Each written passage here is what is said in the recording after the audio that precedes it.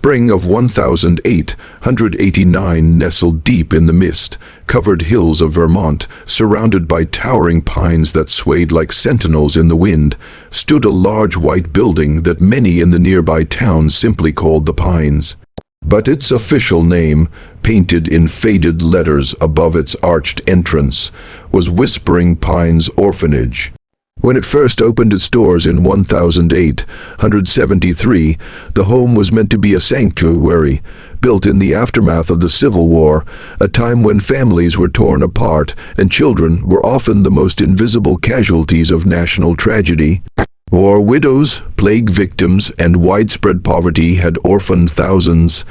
In a land rich with forests but sparse in compassion, Whispering Pines was meant to be a place of refuge. The building was originally funded by a coalition of Christian philanthropists and war veterans who believed in the redemptive power of love and structure. With sprawling dormitories, a stone chapel, a schoolroom, and even a garden where children could grow their own food, it was hailed as a model home for orphans. Newspapers praised it, preachers blessed it. And for a time, it was a place of healing, but years passed, funding dried up, staff changed hands, and with every decade that followed, the heart of the Pines began to decay. By the spring of 1889, the once whitewashed walls were stained yellow from years of neglect. Shutters dangled from rusted hinges, the roof leaked, paint peeled like the bark of the trees surrounding it. Inside, the air was thick, not just with the smell of old wood and soap, but with something harder to name. A stillness, a sorrow, as though the building itself had grown tired of keeping secrets, and yet new children still arrived. That April, 8 new orphans came in on the same wagon. Some had been picked up from train stations, some found wandering near mills after their parents died in factory accidents, and a few, like Lisa Carter, age 11, had simply been left on church steps with nothing but a name stitched into their coat lining. As the wagon creaked up the long gravel path, the children looked up at the looming building with wide, fearful eyes. Most had never seen anything like it. The pines whispered in the wind, almost as if they were warning them. When they stepped down from the wagon, a thin woman in a stiff gray dress greeted them. Her name was Matron Geraldine Miles, the headmistress of the orphanage. She didn't smile. She didn't kneel to their level. She simply looked over her glasses, took a head count, and motioned for them to follow her inside. No hugs, no names spoken, just a stern command: follow, quickly, you're late for prayer. Inside, the building was dimly lit by gas lamps. Echoes traveled fast. Boots clicked against wooden floors. The walls were lined with religious scriptures and framed portraits of old founders, men and women who had once believed they were saving lives. But for Lisa and others like her, it was clear almost immediately this wasn't a home, it was a holding place, a machine, and the children were just pieces being moved from room to room. Each child was handed a uniform. Their personal belongings, small toys, letters, photographs, were taken for safekeeping, though few ever saw them again. They were assigned numbers, not names, on their bunk lists. Lisa was #37. A boy named Caleb became #38. Meals were served twice daily. Breakfast was watery porridge. Supper was usually boiled cabbage and stale bread. No talking during meals, no smiling during chores, and certainly no crying. Those who did were sent to the reflection closets. Small dark spaces meant to teach obedience through solitude, and yet there was still hope. In the schoolroom, a young tutor named Miss Evelyn Shaw occasionally offered real kindness. She would sneak chalk into Lisa's hand and say, "Draw what you remember." She would whisper encouragement when Matron wasn't looking, and every now and then she would sing lullabies in the halls late at night, quiet enough not to be heard, but loud enough to comfort. Lisa began to keep a journal, just scraps of paper stitched together, hidden under a loose floorboard beneath her bunk. In it, she wrote the names of the children, their stories, their fears, and her own dream that someday someone would read it and remember them. Because even at 11 years old, Lisa knew what the others feared most wasn't hunger or cold. It was being forgotten. The Whispering Pines orphanage had been built to heal, but it had become a place where the world's most vulnerable were left to disappear in silence. And yet the story wasn't over. With each step, each scribbled note, and each memory recorded in secret, Lisa began to resist the silence, not with shouts or rebellion, but with remembrance. And sometimes, remembering is the first act of revolution. From the forgotten tragedy of the Whispering Pines Orphanage, Vermont, 1889, she was always there before dawn, after dusk. Matron Geraldine Miles was a permanent fixture of Whispering Pines Orphanage, as rigid and immovable as the iron cross mounted above the building's old stone chapel. Her silhouette became a symbol of fear among the children, not because she ever shouted or raised her hand in anger, but because she never had to. Her presence alone demanded obedience. To the townspeople of Montpelier, she was a woman of strict principles. A former missionary who had served in British India before returning to run the orphanage in the early 1880s. She came with credentials, with church endorsements, and with a very clear doctrine in mind. Discipline was divine. Dignity was earned. Inside the orphanage walls, her rules were the law. They weren't written down in any book, at least not one the children could read, but they were etched into daily life with cruel precision. Rule 1: speak only when spoken to. Children weren't allowed to ask questions. If their name or number wasn't called, their silence was expected. Conversations, even whispers during chores, were grounds for punishment. Lisa Carter, 37, had once asked another girl if she could borrow her comb. Both were forced to kneel in the reflection hallway for 4 hours, hands raised, backs straight, eyes fixed on the wall. No one comforted them. That was the point. Silence was not just enforced, it was idolized. Matron Miles believed that children who talked too much became rebellious, ungrateful, so she silenced them early. Even laughter was considered disrespectful, an affront to the solemnity of suffering. Her motto, which she often recited to new arrivals, was chilling in its calm delivery: "You have nothing, you are nothing, and until you prove otherwise, you will act accordingly." Rule 2: no touching. Hugs were forbidden. So were handshakes, back pats, or any form of comforting contact between children or staff. This rule severed emotional bonds before they could take root. The orphanage wasn't a family, it was a factory of solitude. Lisa remembered the first night she saw a young boy, Henry, 41, weeping in the corner after receiving news that his brother had died of fever in another home. She reached for his hand. The moment her fingers touched his, the door creaked open. Matron had seen everything. The next morning, Lisa's blanket was taken away. Henry was assigned to basement coal duty for a week. The message was clear. Emotions were not just discouraged, they were punished. Rule 3: perfection in chores, or no supper. Beds had to be made so tight that coins could bounce off the sheets. Shoes had to be lined with military precision. Buckets scrubbed clean until reflections shone through. Any flaw in the daily inspections, dust, clutter, uneven folds, meant no supper for the entire dormitory. Hunger became a communal burden. Resentment brewed among the children. One mistake by one meant pain for all. Matron called it shared refinement. Lisa called it cruelty. Over time, even the most defiant children began to obey without question, not because they believed the rules were right, but because they feared the alternative. The worst punishments were always silent, psychological. A child might wake up to find their bed removed, their name erased from the wall list, their chores doubled without explanation. Some were sent to the locked West Room and returned a day later with hollow eyes. Rule 4: no memories allowed. Photographs, letters, keepsakes, anything that reminded children of life before the orphanage were confiscated on day 1. Matron claimed these items encouraged nostalgia and fostered discontent. When Lisa tried to hold onto a locket with her mother's initials, it was taken and never returned. The same happened to another girl's music box, a boy's tiny army figurine, a hand knit doll. What Matron wanted wasn't children. She wanted blank slates. She wanted submission. If there was dignity to be found, it had to come through obedience, not identity.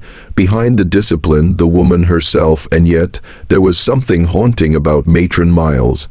Some of the older children whispered stories that she had once lost a child of her own in India, that the mission house she worked in had burned down under mysterious circumstances, that her husband had vanished and she returned to America with nothing but a trunk and a rage she masked with scripture. Whether any of it was true, no one knew. She never spoke of her past, she only quoted doctrine. But Lisa, clever and quiet, saw more than most. She once caught Matron staring at the chapel altar for nearly an hour after lights out, her back turned, her hands trembling. Another time, during a snowstorm, Matron placed a single candle in every window, one for each missing child that had never been claimed. Maybe she wasn't always like this. Maybe she had arrived at Whispering Pines hoping to heal too. But if she had, the doctrine had consumed her long ago. The cost of her rule under Matron's law, dignity was not a right. It was a reward given only to those who conformed, and for those who didn't, their memories were erased.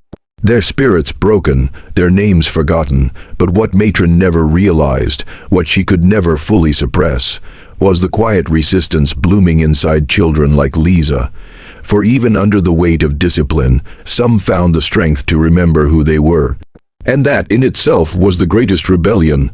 The winter of 1889 arrived with a bitterness Vermont hadn't seen in decades. By mid-November, snow buried the landscape in a blanket of white silence. The nearby pines, once alive with the wind's whispers, now stood frozen and still, like solemn witnesses to what was to come. Inside the stone walls of Whispering Pines Orphanage, the cold was more than just a season. It was a sentence.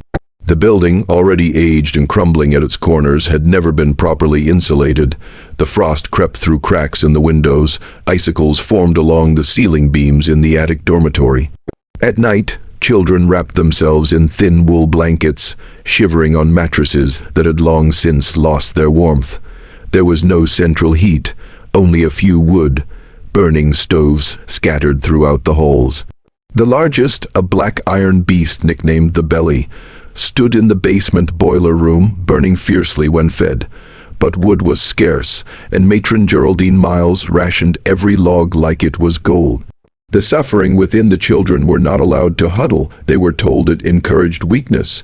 So they suffered alone, teeth chattering in silence, fingers turning numb, lips cracked from the dry, frozen air.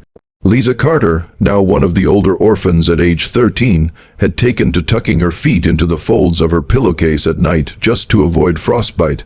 Henry, only 8, had developed a persistent cough.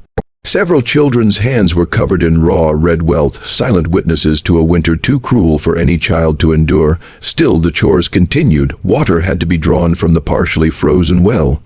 Buckets of coal carried up 2 flights. The children rose at 5 a.m., boots stiff with ice, their breath fogging the air indoors. There was no comfort and no hope that it would get better until the fire.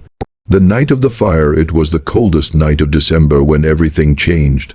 The snow had piled over 3 feet against the sides of the orphanage. A fierce wind howled through the cracks, shaking the shutters. The few remaining logs were fed into the belly, perhaps too quickly, perhaps too many. Perhaps the flue had not been cleaned in weeks. Whatever the cause, the fire started just after midnight. It began in the basement.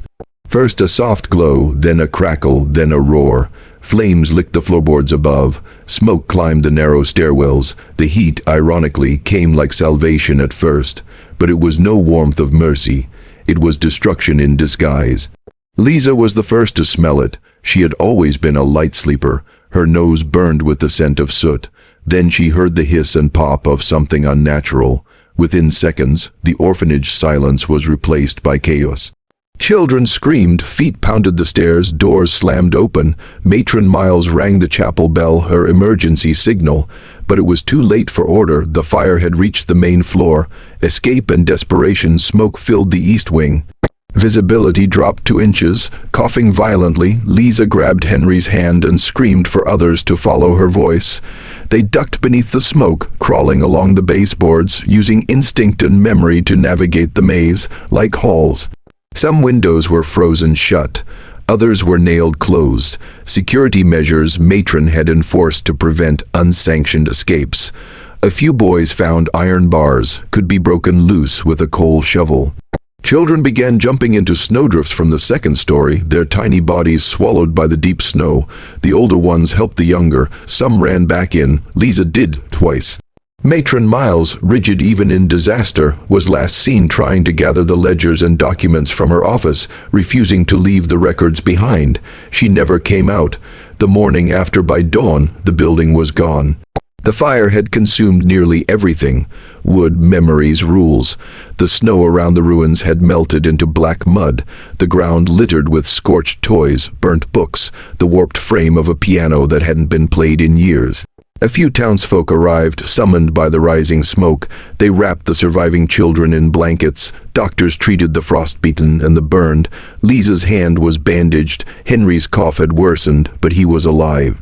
Of the 47 children, 37 survived, 10 perished, either in the blaze or from leaping too late into the snow.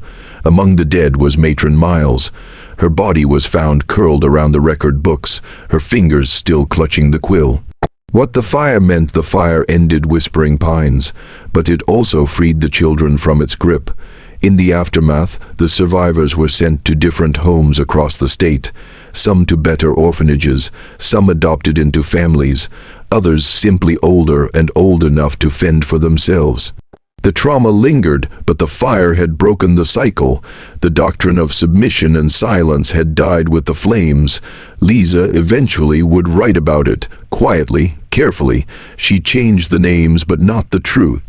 Her story was one of warning, but also of survival, and every year on the anniversary, she lit a candle in her window, not just for the ones who didn't make it out, but for the ones who finally did.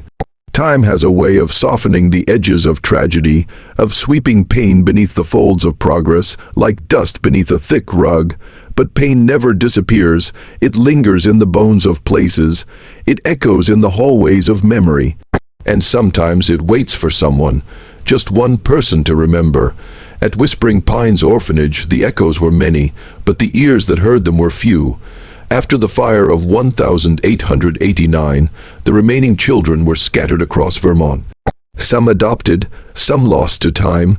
Many grew into adults who refused to speak of the place that had once tried to erase their humanity.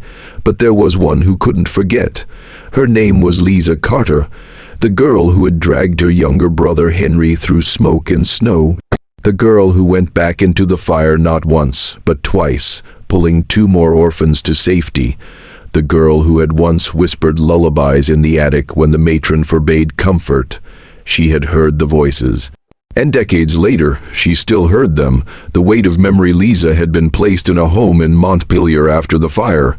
A quiet farming couple took her in, simple people, childless and kind in a way that unnerved her. They asked her nothing about where she'd come from, and she told them nothing. For years, Lisa tried to become normal.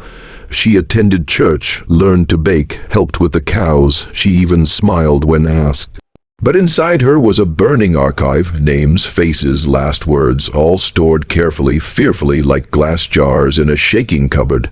She remembered Clara, who used to sing into her pillow, Jonah, who carved tiny birds from firewood scraps, Alice, who never spoke but always held Lisa's hand in line, and Matthew, the last boy she tried to save but couldn't.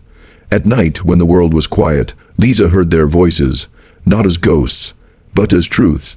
The silence around her. In 1907, nearly 2 decades after the fire, Lisa married a schoolteacher named Franklin Gray. He loved her quiet strength but never asked about the scars on her back. He died young, tuberculosis, in 1915. They had no children. Widowed and in her 40s, Lisa took a position as a clerk in the Montpelier Town Library. It was there she found old records, buried at the bottom of a crate, misfiled and crumbling. A roster of names, the 47 children of Whispering Pines. Some names were crossed out, others had notes beside them, sent to Brattleboro, adopted by Clark family, deceased, but many were marked location unknown, and a few had no annotation at all, as if they had never existed. Lisa wept over the pages. She whispered their names, and she remembered. It was the beginning of her second mission. A mission to remember. Lisa began writing letters to newspapers, to state archives, to churches and courthouses and families whose names appeared in the margins. She tracked down other survivors, those who had changed their names, buried their pasts. Most never replied. Some wrote back, telling her kindly to stop. Others weren't so kind, but every now and then someone wrote, "I remember too." She started keeping a ledger of her own birthplaces, faces, memories. She called it the Whispering Book. Inside were sketches of the orphanage. Pages dedicated to each child, what she could recall, what she hoped was true. In 1922, a small historical journal in Vermont published her essay titled The Forgotten Voices of Whispering Pines. It caused a brief stir. A few more survivors came forward. One woman claimed her sister had died in the fire and was never listed among the dead. People began asking questions, and that's when Lisa faced pushback. The old board members of the orphanage, those still alive, denied her accounts. A former church trustee accused her of defaming the good work of matron Geraldine Miles. Some papers stopped publishing her letters altogether, but she didn't stop. A monument in her backyard by 1935, Lisa was 59 years old. Her hair had gone white, her hands ached in the cold, but in her backyard stood a hand-carved monument, a simple slab of local granite etched with 37 names and a single line beneath, "We were here, we were children, we mattered." Lisa had built it herself. Piece by piece, every name a story she remembered, every name a flame she refused to let die. Neighbors asked what it meant. Some thought it was a cemetery marker, others thought she was mad. But every year, on December 12, the anniversary of the fire, Lisa placed a lantern by the stone. A lantern for each child. The girl who remembered Lisa Carter died in 1947, alone but not forgotten. Her ledger, the Whispering Book, was found on her writing desk. It contained 42 names by then. And a note on the final page: "If someone reads this, listen closely. Some of them still whisper when the wind comes through the pines. Just listen, they only want to be remembered." Today, the monument still stands. And every so often, someone places a candle by its base, because one girl remembered, and because of her, the voice is never fully faded. When Lisa Carter walked away from the ashes of Whispering Pines in the winter of 1889, she didn't just carry her little brother in her arms, she carried the responsibility of remembrance on her back. At just 11 years old, she had already seen more cruelty, silence, and survival than most would in a lifetime. But instead of running from her past, Lisa turned it into her purpose. And that purpose became a voice Vermont could not ignore, even if it tried. The spark of advocacy. Lisa's journey into advocacy didn't begin with public speeches or newspaper columns. It began in whispers, quiet conversations with other survivors, slow letters sent to forgotten addresses, and a personal notebook filled with memories too painful to share aloud. After discovering the scattered records of Whispering Pines in the Montpelier Town Library, something shifted in her. What she had endured was no longer just her story. It was a testament to many lives lost in silence. That's when Lisa vowed she would be silent no more. In the early 1900s, this was an extraordinary stance for a woman, let alone a former orphan. Vermont was still shaped by rigid institutions, dominated by male authority in law, religion, and public policy. But Lisa's advocacy wasn't fueled by ego. It was fueled by truth and by the memory of children who had no one else to speak for them. Turning pain into power, Lisa began writing to state representatives, social service offices, and newspaper editors. Her letters weren't full of rage. They were full of truth, sorrow, and urgency. She recounted names, events, injustices. She included dates, details, and hand-drawn diagrams of the orphanage. She asked pointed questions. Why were there no formal investigations after the fire? Why were records destroyed or misplaced? Why did the children's testimonies vanish from the official narrative? Some readers dismissed her as delusional, but others, especially local clergy, journalists, and former social workers, began to listen. In 1919, a small-town newsletter published her first full editorial. They were not just orphans, they were children. It called for public accountability and a statewide search for the remaining survivors of Whispering Pines. For the first time, the tragedy began to gain renewed attention. Lisa wasn't just advocating for the past, she was warning the future. Fighting for reform after her essay gained traction, Lisa pushed for reform in how orphanages were licensed and monitored across Vermont. She corresponded with early child welfare advocates and even attended community forums. At one such forum in 1925, Lisa gave a speech to over 100 attendees, standing in a borrowed black dress and holding a tattered list of names. "These are not ghosts. These are children who needed help and were met with silence. Some died in fire, others died in fear.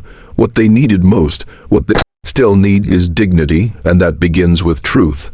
The speech earned her a standing ovation. It was reprinted in the Burlington Evening Free Press.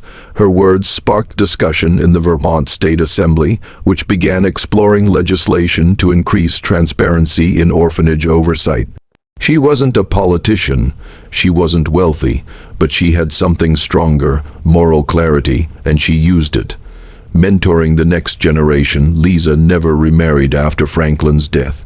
But she poured her maternal heart into the children she met along the way, especially orphans, foster youth, and troubled teens who reminded her of herself. She taught literacy classes, helped girls write resumes, and made room in her tiny home for tea, cookies, and stories that deserved to be heard. She often told them, "You are not your pain, but your pain can build something no one else can. Don't let the world silence you." By the 1930s, Lisa had become a quiet force in Vermont's child welfare network. She worked alongside early social reformers to implement background checks for caretakers and contributed anonymously to guidebooks on trauma-informed caregiving, decades ahead of her time. A legacy in action. When Lisa passed in 1947, she left behind not just the whispering book and the monument in her backyard, but also a movement. Within 10 years of her death, Vermont adopted several new child welfare policies that aligned with the reforms she'd proposed. A public historian discovered her writings and submitted them for archival preservation. In the 1970s, her story inspired a small traveling exhibit titled Orphans of the Pines, which visited public schools across New England.